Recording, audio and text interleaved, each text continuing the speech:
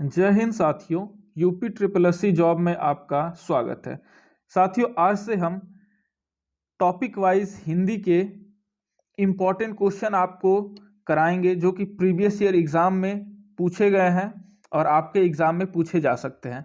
चाहे आपका forest guard का एग्ज़ाम हो, यूपी पुलिस कांस्टेबल का एग्ज़ाम हो, लेखपाल का एग्ज़ाम हो या कोई भी एग्ज़ाम जो जिसमें भी हिंदी पूछा जाता है, यहाँ से क्वेश्चन बाहर नहीं जाएगा। तो आइए क्वेश्चन को स्टार्ट करते हैं। भाषा की सबसे छोटी इकाई कौन सी है? ऑप्शन नंबर ए दिया है शब्द, बी दिया है व्यंजन, सी दिया है स्वर और डी दिया है वर्ण। तो साथियों, क्वेश्चन के साथ साथ मैं एक्सप्लेनेशन भी पूरा करता जाऊंगा ताकि आप लोग का सारा कॉन्सेप्ट क्लियर हो जाए। पहली चीज की भाषा की सबसे छोटी इकाई अगर मौखिक पूछेगा तो ध्वनि होता है और लिखित पूछता है तो वर्ण होता है। ठीक है, और दोनों ही नहीं पूछेगा, बस क्वेश्चन ये पूछेगा कि भाषा की सबसे छोटी इकाई क्या होती है, तो ऑप्शन में जो भी रहेगा उसे मार देंगे, ध्वनि या वर्ण, ये दोनों ही भाषा की छोटी इकाई हैं। तो यहाँ पे वर्ण दिया है, ऑप्शन नंबर डी राइट हो जाएगा। नेक्स्ट क्वेश्चन है वर्णमाला कहते हैं। ऑप्शन नंबर ए है शब्द समूह को, बी है वर्णों के संकलन को, सी है शब्द गणना को और डी है वर्णों के व्यवस्थित समूह को। तो वर्णमाला वर्णों के व्यवस्थित समूह को कहा जाता है, ऑप्शन नंबर डी राइट हो जाएगा। नेक्स्ट क्वेश्चन है निम्नलिखित में से कंठ ध्वनि कौन सा है? तो आप इसमें देख सकते हैं ऑप्शन नंबर ए में क ख, बी में य और र है, सी में च और ज है और डी में ट और ड़ है। तो कंठ ध्वनि साथियों क वर्ग होता है, क ख ग घ अंग कंठ है, च छ ज झ ञ तालव्य है। तो ऑप्शन नंबर ए इसका राइट हो जाएगा, कंठ ध्वनि। ठीक है, नेक्स्ट देखेंगे हम लोग, स्थान के आधार पर बताइए कि मूर्धन्य व्यंजन कौन से हैं। ठीक है, मूर्धन्य व्यंजन पूछ रहा है। ऑप्शन नंबर ए दिया है ग और घ, तो ये तो कंठ होता है, आप जानते हैं। ज और झ ये तालव्य होते हैं। ड और ढ और प फ आपका उष्ठ ध्वनि है और ड और ध ये आपका मूर्धन्य व्यंजन है। ठीक है, नेक्स्ट क्वेश्चन है निम्नलिखित में से अल्प प्राण वर्ण कौन सा है? तो साथियों अल्प प्राण और महाप्राण, अल्प प्राण आपका 1, 3, 5 मतलब प्रत्येक वर्ण का पहला, तीसरा और पांचवा अक्षर अल्प प्राण होता है और प्रत्येक पंक्ति का दूसरा और चौथा महाप्राण होता है। तो इसमें अल्प प्राण पूछ रहा है, तो आप देख सकते हैं कि यहाँ पे छ और झ है यानी दूसरा और चौथा है, यहाँ पे पहला और तीसरा है, यानी कि ऑप्शन नंबर बी राइट हो जाएगा। आइए नेक्स्ट क्वेश्चन देखते हैं। साथियों ये सारे क्वेश्चन किसी न किसी एग्जाम में पूछे गए हैं, तो इसलिए ये और ज़्यादा महत्वपूर्ण हो जाते हैं, क्योंकि नए क्वेश्चन बनते नहीं हैं, क्वेश्चन रिपीट होते हैं किसी न किसी एग्जाम के, किसी न किसी एग्जाम में रिपीट होते हैं क्वेश्चन। नए क्वेश्चन इतने कहाँ से आएंगे, आप ही सोचिए। निम्नलिखित में से नासिक के व्यंजन कौन सा है? तो नासिक के व्यंजन ऑप्शन नंबर बी राइट हो जाएगा। नासिक के व्यंजन या जो प्रत्येक वर्ण का पांचवा अक्षर होता है ना, वो नासिक के व्यंजन होता है। आप उच्चारण करके देखिए, क ख ग घ अंग, अंग बोलेंगे तो आपका उच्चारण जो होगा वो नाक और मुंह दोनों से ही उसका उच्चारण होता है, मतलब प्राणवायु निकलता है। तो नासिक के व्यंजन पांचवा अक्षर होता है प्रत्येक वर्ण का। नेक्स्ट क्वेश्चन देखेंगे, ए वर्ण क्या कहे जाते हैं? या फिर इसे ऐसे पूछता है ए का उच्चारण स्थान कौन सा है? तो कंठ और तालव्य इसका उच्चारण स्थान होता है। कैसे? ए और ए का निर्माण कैसे होता है ये हम दिखाते हैं आपको। अब प्लस ई से क्या बनता है? अ प्लस ई से ए बनता है। ठीक है, तो ए और ए का ही पूछ रहा है, तो कंठ ये इसका उच्चारण होता है, अ का उच्चारण होता है कंठ और ई का उच्चारण होता है तालव्य। ठीक है, तो इन दोनों का उच्चारण इससे मिलके ये शब्द बना है। ठीक है, ए बना है, तो ए का उच्चारण क्या होगा? कंठ और तालव्य, ऑप्शन नंबर डी राइट हो जाएगा। नेक्स्ट क्वेश्चन देखते हैं, हिंदी वर्णमाला में अयोग्यवाह वर्ण कौन सा है? तो हिंदी वर्णमाला में अयोग्यवाह वर्ण जानते हैं आप, अंग और अह होता है, ऑप्शन नंबर डी राइट हो जाएगा। नेक्स्ट क्वेश्चन देखते हैं, निम्नलिखित में से बताइए कि इस शब्द में द्वित्व व्यंजन कौन सा है। तो द्वित्व व्यंजन आप जानते हैं कि जब एक ही वर्ण रिपीट हो जाता है, एक बार आधा और एक बार पूरा रहता है, तो उसे द्वित्व वर्ण कहते हैं। तो यहाँ पे दिल्ली में आपको द्वित्व वर्ण दिख रहा होगा, ऑप्शन नंबर सी राइट हो जाएगा, दिल्ली। नेक्स्ट क्वेश्चन है स ह कौन से व्यंजन कहे जाते हैं। तो आप जानते हैं उष्मी या संघर्षी इसे कहा जाता है, ठीक है, उष्मी या संघर्षी। तो ऑप्शन नंबर सी राइट हो जाएगा, यहाँ संघर्षी दिया है। उष्मी या संघर्षी दोनों में से कोई एक ऑप्शन में रहेगा, ठीक है, कंफ्यूज नहीं होना है, बस कंफ्यूज नहीं होना है। हिंदी में मैक्सिमम क्वेश्चन कंफ्यूजन की वजह से गलत होता है, ठीक है। आइए नेक्स्ट क्वेश्चन देखते हैं। ये सारे क्वेश्चन साथियों किसी न किसी एग्जाम में पूछे गए हैं, और आप अगर इस वीडियो को देख लेते हैं तो वर्णमाला लेसन से आपके एग्जाम में क्वेश्चन गलत नहीं होगा। साथियों अगर आप चैनल पे नए हैं तो चैनल को सब्सक्राइब कर दें और बेल आइकन को दबा दें ताकि हमारा वीडियो आपके पास पहुंच सके।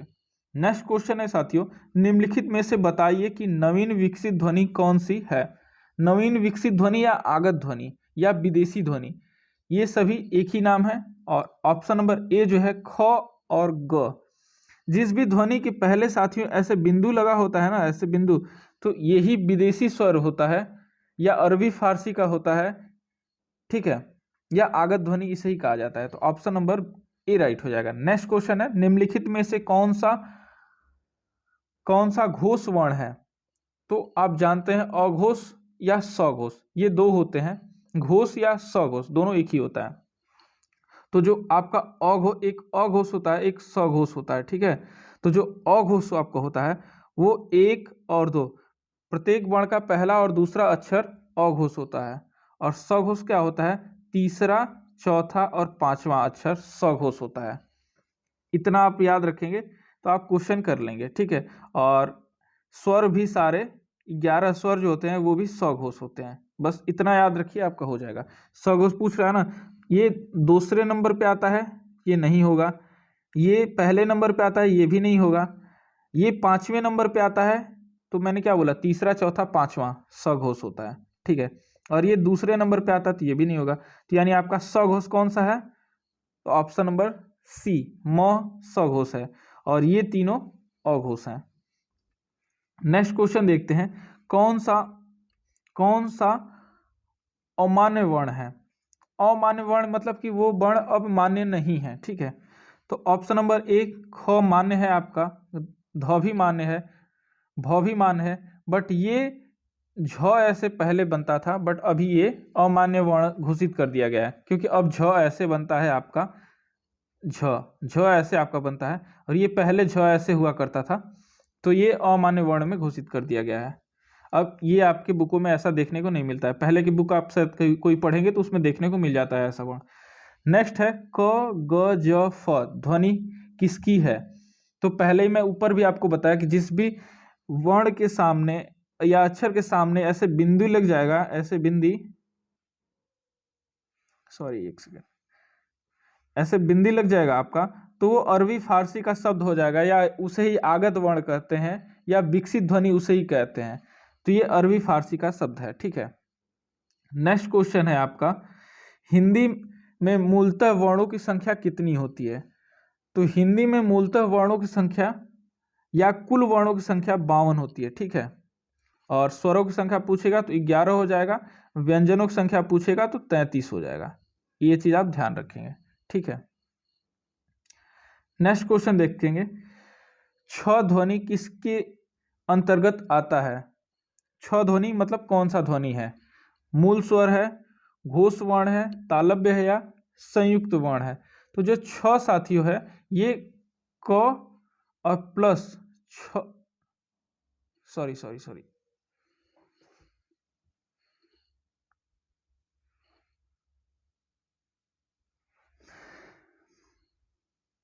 हाँ साथियों, आज ही सॉरी थोड़ा सा कुछ इशू हो गया था। क्वेश्चन नंबर 16 है, छ ध्वनि किसके अंतर्गत आता है। ऑप्शन नंबर ए है मूल स्वर, बी है घोष वर्ण, सी है संयुक्त वर्ण, और डी है तालव्य। तो आप जानते हैं कि छ का निर्माण कैसे होता है। जब भी दो ध्वनियों से दो वर्णों से मिलके जब बनेगा तो संयुक्त वर्ण हो जाएगा। ठीक है, इसका कैसे निर्माण होता है कि हलंत क और प्लस स से क्या बनता है, तो ये छ बनता है। ठीक है, तो ऑप्शन नंबर सी राइट हो जाएगा, संयुक्त वर्ण। ठीक है, नेक्स्ट क्वेश्चन देखेंगे, हिंदी शब्दकोश में छ का क्रम किस वर्ण के बाद आता है। तो अभी आपने ऊपर देखा कि क, हलंत क और छतरी छ के योग से आपका ये छ बनता है। ठीक है, तो क और स के बाद यानी कि क के बाद आता है। ठीक है, तो ऑप्शन नंबर ए राइट हो जाएगा, क के बाद। ठीक है, नेक्स्ट क्वेश्चन है, ज्ञ वर्ण किन वर्णों के संयोग से बनता है। तो ज्ञ भी आपका एक संयुक्त व्यंजन है और ऑप्शन नंबर बी राइट हो जाएगा, हलंत ज और इ के योग से ज्ञ बनता है। ठीक है, नेक्स्ट क्वेश्चन देखेंगे, अघोष वर्ण कौन सा है। तो आप जानते हैं कि अघोष वर्ण का वर्ग का पहला और दूसरा जो अक्षर होता है वो अघोष होता है और तीसरा चौथा पांचवा सघोष होता है और स्वर भी सारे सघोष होते हैं। तो आप देख लीजिए पहला और दूसरा में जो भी आएगा, तो ये देखिए आप च छ ज तीसरे नंबर पे आएगा, नहीं होगा। स जो होता है स स स ह जो होता है ये आपका अघोष में आ जाता है। ठीक है, स स स ये तीनों जो स होते हैं, एक तो ये स स और स, ये तीनों ही साथियों अघोष होता है। ठीक है, और जो ह होता है वो सघोष में चला जाता है। तो आप लोग ये चीज ध्यान रखेंगे, ये फंसाने के लिए पूछ देता है। घ का उच्चारण स्थान, तो घ का उच्चारण स्थान कंठ होता है, क ख ग घ अंग, ये सारे कंठ से उच्चारण किए जाते हैं। नेक्स्ट क्वेश्चन देखते हैं, इनमें संयुक्त व्यंजन कौन सा है। तो संयुक्त व्यंजन इसमें ज्ञ हो जाएगा, ऊपर इस पे हम लोग डिस्कस कर चुके हैं। नेक्स्ट क्वेश्चन देखेंगे हम लोग, निम्नलिखित में से कौन सा वर्ण उच्चारण की दृष्टि से दंत नहीं है। तो दंत आप जानते हैं कि त थ द ध न ये सारे दंत वर्ण हैं, बट ट जो है ये मूर्धन्य व्यंजन है। ठीक है, नेक्स्ट क्वेश्चन देखेंगे, जिन शब्दों के अंत में अ आता है उसे क्या कहते हैं। तो जिस भी शब्द के अंत में अ आ जाएगा उसे आकारांत कहा जाएगा। ठीक है, तो अ आ जाएगा, ई आ जाएगा, ई आएगा तो इकारांत कहा जाएगा, उ आएगा तो उकारांत कहा जाएगा। ठीक है, ये बहुत इजी है। नेक्स्ट क्वेश्चन हम देखेंगे, छ वर्ण किस के योग से बनता है। हम लोग पहले देख चुके हैं, हलंत क और स के योग से छ वर्ण बनता है। नेक्स्ट क्वेश्चन देखेंगे, हिंदी वर्णमाला में स्वरों की कुल संख्या। तो स्वरों की कुल संख्या 11 होता है हिंदी वर्णमाला में। नेक्स्ट क्वेश्चन देखेंगे हम लोग, निम्नलिखित में से कौन सा स्वर नहीं है। तो आपका अ स्वर है, उ स्वर है, ए स्वर है, पर इया स्वर नहीं है, ये व्यंजन है।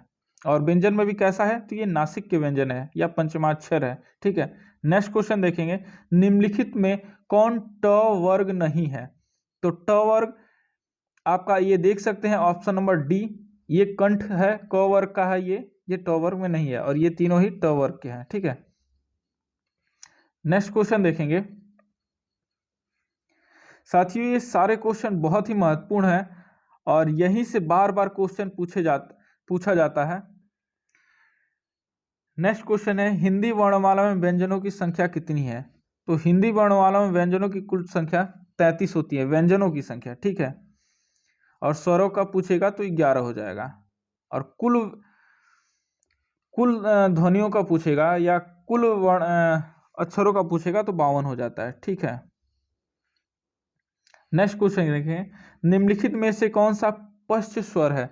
तो साथियों 3 प्रकार के होते हैं, अग्र स्वर, मध्य स्वर और पश्च स्वर। ठीक है, आप तीनों ही देख लीजिए और याद कर लीजिएगा। ठीक है, एक तो अग्र स्वर होता है, साथ ही इस पर लिखने में दिक्कत हो रहा है, इस चीज को आप लोग समझेंगे इसलिए हम पूरा नहीं लिख पा रहे हैं।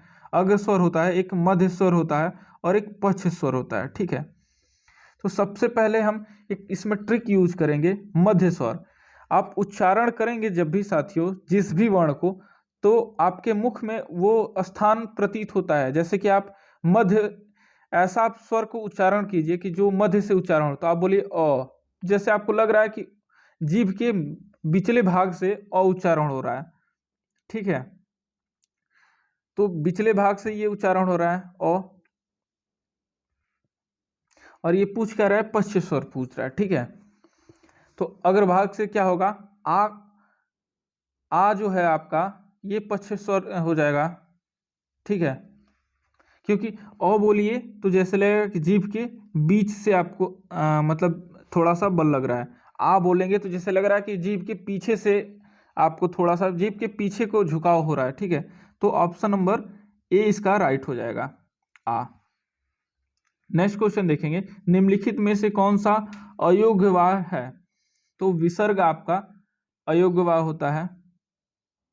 नेक्स्ट क्वेश्चन देखेंगे, छ ध्वनि का उच्चारण स्थान, तो तालव्य से उच्चारण होता है छ का। नेक्स्ट क्वेश्चन देखेंगे हम लोग, निम्नलिखित में से कौन सा एक संयुक्त व्यंजन नहीं है, तो आप जानते हैं कि आपका छत्री छ संयुक्त व्यंजन है, त्र भी संयुक्त व्यंजन है, ज्ञ भी संयुक्त व्यंजन है, तो आपका ऑप्शन नंबर बी जो स है ये षटकोण स है और ये संयुक्त व्यंजन नहीं होता है, ये उष्मी व्यंजन है, ठीक है।